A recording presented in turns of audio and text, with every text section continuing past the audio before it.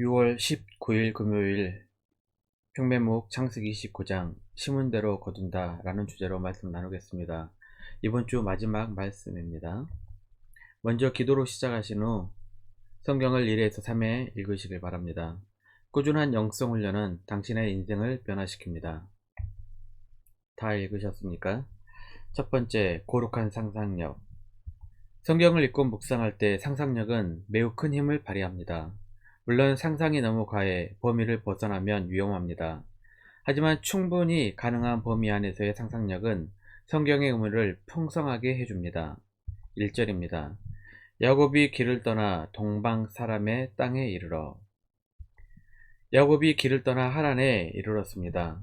성경은 아주 축약적으로 이렇게 기록했습니다. 하지만 그 긴 여정을 한번 상상해 보시기를 바랍니다. 가나안에서 하란까지는 대략 800km쯤 되는 먼 거리입니다. 가는 동안 야곱은 혼자서 얼마나 고되겠을까? 무슨 생각을 하고 갔을까? 얼마나 걸렸을까? 등등 여러가지 질문을 던져봅니다. 그리고 상상해봅니다. 하루에 20km씩 갔다고 하면 40일 정도 걸렸을 것입니다. 베델에서도 노숙을 한 것을 보면 가는 도중 40일 중 꽤 많은 날을 노숙했을 것 같습니다. 또한 긴 시간 동안 굉장히 사람이 그리웠을 것입니다. 이런 상황을 생각해보면 야곱이 외삼촌 딸 라헬을 처음 보자마자 했던 행동도 조금은 이해가 될 것입니다. 11절입니다. 그가 라헬에게 입맞추고 소리내어 울며. 처음 본 사람에게 저런 행동은 매우 이상합니다. 아마도 매우 고달프고 힘든 여행길이었으니 너무 반가워서 이런 행동이 나올 수도 있겠다는 상상을 해볼 수 있습니다. 집을 멀리 떠나 긴 여행을 하게 되면 견문도 넓어지고 많은 생각도 하게 됩니다. 야곱의 생각도 이번 여행을 통해 많이 바뀌었을 것이라고 상상해 봅니다.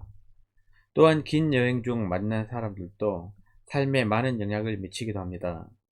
저도 3개월 유럽 배낭여행, 6개월 이스라엘, 이집트, 요르단 배낭여행을 통해 만나 나누었던 대화들이 인생에 소중한 영향을 미쳤습니다. 성경을 풍성하게 읽기 위해서 영적 상상력은 소중한 자산입니다. 유진 피터슨 교수님은 상상력은 신앙을 성장시키는 본질적인 사육 중 하나이다 라고 했습니다. 오늘 말씀을 묵상하면서 거룩한 영적 상상력을 발휘해 보시길 바랍니다. 야곱은 20년 이후에 또 이 길을 대가족을 이끌고 돌아오게 됩니다. 혼자 외롭게 걸었던 길을 대가족을 이끌고 돌아오는 길과 비교해서 상상하는 것도 재미있을 것 같습니다. 너무 허무맹랑해서는 안 되겠지만 있을 법한 상상은 성경을 풍요롭게 하고 우리의 신앙을 성장시킵니다. 두 번째, 심은 대로 거둔다. 리브가와 야곱 모자는 아버지를 속여 상속권을 받아냈습니다. 모자가 아버지에게 사기를 친 것입니다. 뛰어난 머리와 대담한 심장이 없으면 불가능했을 것입니다. 그런데 이렇게 뛰는 놈 위에 나는 놈이 있었습니다. 야곱의 외삼촌 라반과 딸 레아의 결혼 사기 행각이었습니다. 부녀가 조카 야곱에게 결혼 사기를 친 것입니다. 야곱은 라헬을 사랑해서 7년을 며칠같이 여기며 일했습니다. 20절입니다. 야곱이 라헬을 위하여 7년 동안 라반을 섬겼으나 그를 사랑한 까닭에 7년을 며칠같이 여겼더라. 그런데 웬일입니까? 결혼잔치 후 아침 자리에서 일어나 보니 라헬이 아니라 언니 레아였습니다. 그래서 야곱은 외삼촌에게 따집니다. 25절입니다. 야곱이 아침에 보니 레아라. 라반에게 이르되 외삼촌 어찌하여 내게 이같이 행하셨나이까? 내가 라헬을 위하여 외삼촌을 섬기지 아니하였나이까? 외삼촌이 나를 속이심은 어찌 됨이니이까?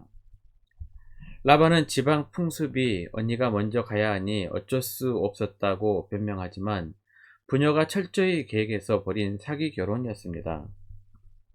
이 구절도 한번 상상력을 발휘해 보았습니다. 딸 레아도 야곱을 짝사랑했던 것 같습니다. 딸 아버지에게 말합니다. 아빠, 나 야곱 아니면 안 될 것 같아. 아버지 라반도 계산 속이 있어 7년을 더 부려먹을 궁리를 했을 것 같습니다. 딸아, 오늘 밤 내가 들어가서 절대 너인 척 하면 안 돼. 포도주로 잔뜩 먹여서 취하게 할 테니 아마도 이런 계산 속에서 부녀 사기 행각을 벌인 것 같습니다. 진짜 뛰는 놈 위에 나는 놈 있나 봅니다. 깨돌이 야곱도 완전히 속아 넘어갔네요. 심은 대로 거둔다는 성경의 진리가 여기에서도 적용이 됩니다. 갈라디아서 6장 7절에서 9절입니다. 스스로 속이지 말라. 하나님은 업신여김을 받지 아니하시나니 사람이 무엇으로 심든지 그대로 거두리라. 자기의 육체를 위하여 심는 자는 육체로부터 썩어질 것을 거두고 성령을 위하여 심는 자는 성령으로부터 영생을 거두리라. 우리가 선을 행하되 낙심하지 말지니 포기하지 아니하면 때가 이름에 거두리라. 믿음 안에서 살아가는 사람이라면 당장 눈앞의 이익을 쫓아 속이는 인생이 되어서는 안 됩니다. 선을 행하면 하나님께서 반드시 거두게 하실 것입니다. 마지막 세 번째, 레아에 대해서 말씀을 나눠보려고 합니다.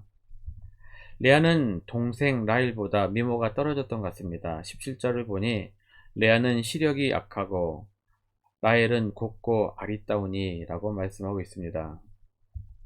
야곱은 외삼촌의 속임에 넘어가 결혼을 하게 되었고 결국 그 결혼을 인정했습니다. 자신의 죄가 떠올라 그냥 그 결혼을 받아들였는지도 모르겠습니다. 결혼했지만 레아는 야곱의 사랑을 받지 못했습니다. 31절입니다. 여호와께서 레아가 사랑받지 못함을 보시고 그의 태를 여셨으나 라헬은 자녀가 없었더라.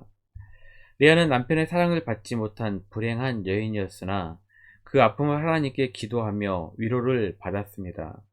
하나님께서 레아를 불쌍히 여기셔서 이스라엘의 12지파 중 절반이나 차지하게 하셨습니다. 보너스로 딸 디나까지 선물로 주셨습니다. 자식의 이름도 사랑받지 못한 여인의 아픔이 담겨 있었습니다. 장남 루벤은 보라 아들이라 이제 남편이 나를 사랑할 것이다 라는 뜻으로 지은 것입니다. 둘째 시므온은 남편이 나를 사랑하지 않음을 하나님께서 들으셨다로, 셋째 레이는 이제 남편과 연합하리라로 지은 것만 보더라도 얼마나 가련하고 불쌍한 인생이었는지를 알 수 있습니다. 하지만 레아는 넷째 유다를 낳으면서 그 모든 상처를 씻어낸 것 같습니다. 더 이상 아픔이 담긴 이름이 아니었습니다. 유다의 이름의 뜻은 이제는 여호와를 찬송하리로다 라는 뜻입니다. 어떻게 보면 레아는 하나님의 특별한 섭리로 선택된 여인이었습니다. 그리고 넷째 아들 유다의 혈통에서 예수 그리스도의 족보로 이어지는 은총을 받게 됩니다. 처음에는 남편에게 사랑받지 못했지만 하나님께 은총을 입은 여인이었습니다. 그리고 결국 야곱도 이런 여인을 자신의 부인으로 인정하게 됩니다. 죽어서 막벨라 묘실에는 야곱과 레아가 안치됩니다. 창세기 49장 31절입니다. 아브람과 그의 아내 사라가 거기 장사되었고 이삭과 그의 아내 리브가도 거기 장사되었으며 나도 레아를 그곳에 장사하였노라. 레아는 구속사를 잇는 족보에서 빠질 수 없는 매우 중요한 여인이었습니다. 하나님께 은혜를 입었고 후일 야곱에게도 인정을 받았던 귀한 믿음의 어머니였습니다. 아픔은 사람을 성숙하게 합니다.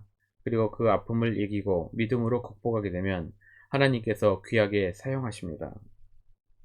말씀을 요약합니다. 첫 번째, 고룩한 상상력을 발휘해 성경을 풍요롭게 읽어보시길 바랍니다. 두 번째, 심은 대로 거둡니다.